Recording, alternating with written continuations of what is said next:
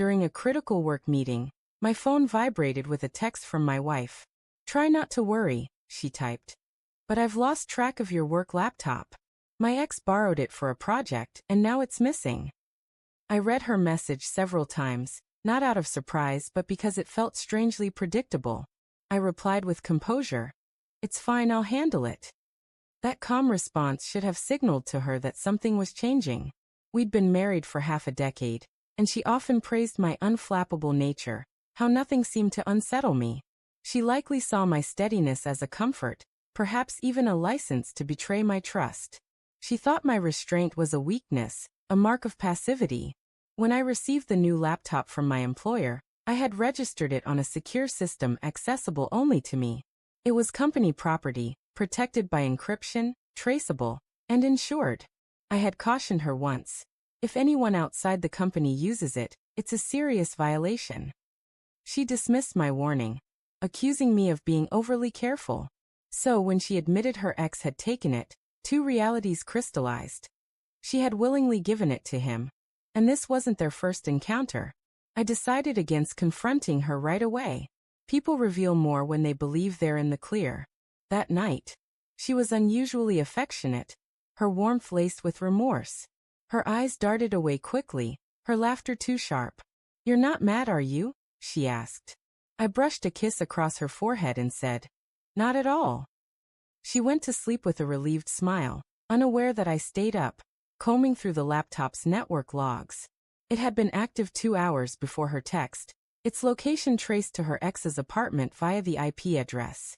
Then it went offline, completely wiped. Amateurs think deleting data covers their tracks, but the company's security system kept hidden logs, syncing to the cloud every minute. Every file he opened, every message he read, every folder he tried to copy. It all involved confidential client data, amounting to a federal crime. The following morning, I reached out to my employer, reporting a security breach. I submitted screenshots, timestamps, and access records, which they forwarded to the compliance team for formal action. The issue was out of my control, though I retained some influence. I also contacted a reliable friend in law enforcement, someone discreet who owed me a favor. He ensured the case was fast-tracked. Within 48 hours, her ex's name appeared in a file labeled Data Misuse and Unauthorized Access, carrying a $100,000 fine and potential criminal charges. When the police showed up at his door, he probably thought it was a mistake. They confiscated his devices, questioned him, and froze his accounts. I didn't see his confusion firsthand, but I saw its echo in her eyes when she got his desperate text that afternoon.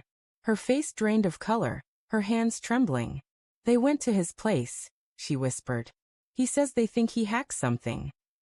I looked up from my coffee, pretending to be puzzled. "That's strange," I said. She studied me, searching for any sign of my involvement, but I gave her nothing.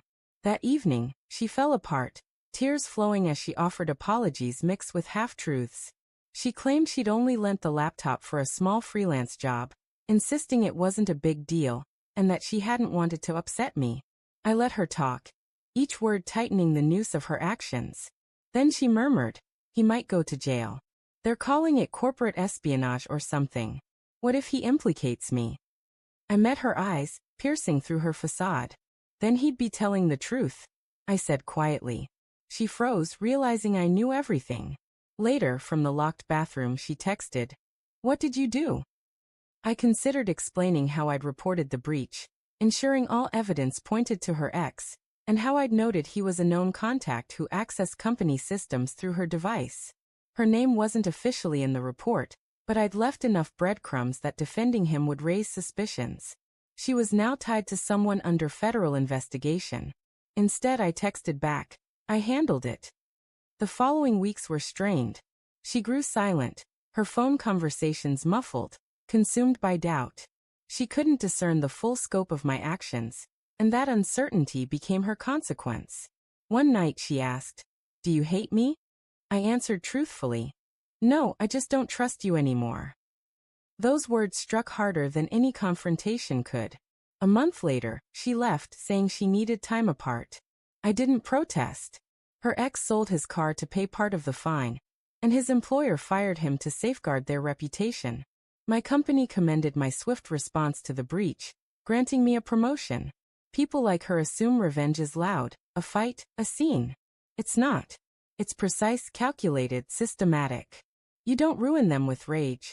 You let the system unravel their lives, one record, one report, one signature at a time.